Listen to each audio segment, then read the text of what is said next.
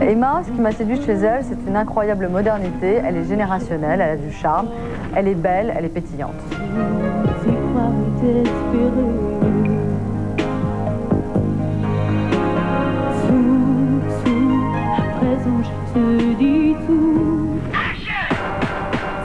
Emma vit à Avignon, 19 ans, les cheveux blonds, un peu fashion victime. Mais attention, ne vous fiez pas uniquement à son petit côté Britney Spears. C'est vrai qu'à première vue, Emma ressemble un petit peu à une Lolita, hein, mais une fois qu'on la connaît, on sait vraiment qu'elle est complètement différente. Au-delà des apparences, il y a la vraie Emma, celle qui est le fruit d'un long combat. À 26 ans, sa maman apprend qu'elle ne pourra pas avoir d'enfant. Elle ne l'acceptera jamais. Finalement, après des années de lutte, son désir le plus cher se réalise enfin. C'est une longue histoire, la naissance d'Emma. On l'a attendu si longtemps, 8 ans. C'était une attente terrible parce que, malheureusement, tu le sais, j'arrivais pas à tomber enceinte. Et puis au bout de 8 ans, le cadeau du ciel est arrivé. Entre Emma et ses parents, la complicité est plus forte que tout. Et lorsqu'elle a décidé d'arrêter ses études, le bac en poche, pour se consacrer tout entière à la chanson, ils l'ont très bien compris. Peut-être aussi parce que la musique, c'est la passion de tout le monde à la maison. En fait, moi, quand j'étais petite, j'ai tout le temps entendu mes parents, mon père prendre la guitare et ma mère chanter avec lui sur des morceaux des Beatles surtout. On joue souvent ensemble, enfin, quand elle m'y autorise, parce qu'elle est très dure avec moi. Et comme je ne suis pas très bon musicien, j'ai pas beaucoup d'oreilles, alors qu'elle, elle a vraiment une oreille fabuleuse. Alors bon, des fois, je me fais un petit peu gronder, quoi. Mais aujourd'hui, Emma sait que si son destin doit l'appeler sur scène, son père ne pourra pas suivre l'aventure à ses côtés. Mon père ne peut malheureusement peut-être pas venir à cause d'une maladie qu'il a et qui fait qu'il ne peut pas prendre les transports. J'emmène tout le monde dans ma valise sauf lui, quoi. Mais quoi qu'il arrive, Emma pourra toujours compter sur Ulrich, son petit ami depuis 3 ans. Les prochaines semaines s'annoncent pourtant éprouvantes. Après tout, le château est mixte. En mon cœur. Il a peur que je rencontre quelqu'un dans le château, donc il flippe vachement, mais bon, je lui dis qu'il a pas de souci à se faire parce que c'est mon amoureux pour ma vie, quoi.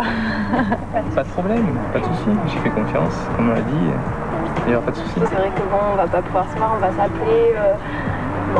Une minute par jour, mais sinon notre amour il est assez fort pour tenir, même si on est séparés pendant 3 mois. Vrai ou faux, Ulrich sera très bientôt fixé.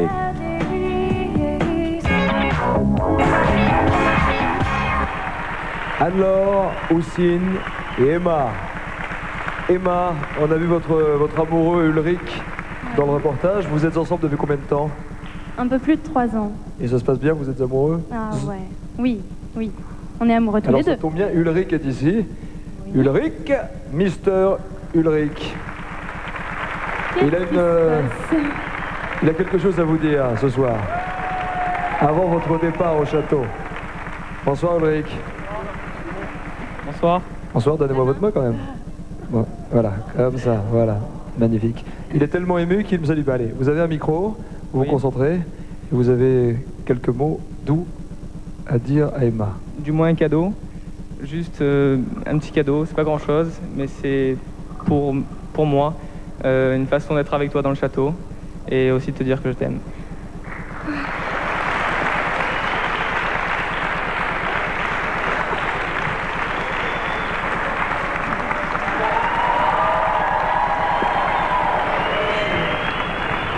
C'est une bague de fiançailles, Ulrich? Presque. Ah, c'est une bague de quoi? Une bague d'amour. Une bague de doigts, on verra. Magnifique. Continuez, c'est pas grave. Prenez votre temps. Ulrich, Emma, qui s'embrassent en direct. Eh, c'est beau l'amour, hein? Bravo. Il l'a fait, hein? Et il l'a fait, hein? Il vous aime. Je vous en prie. Asseyez-vous. Merci Ulrich, c'est courageux. Houssine, on a gardé le meilleur pour la fin. Vous êtes un peu notre Michael Jackson.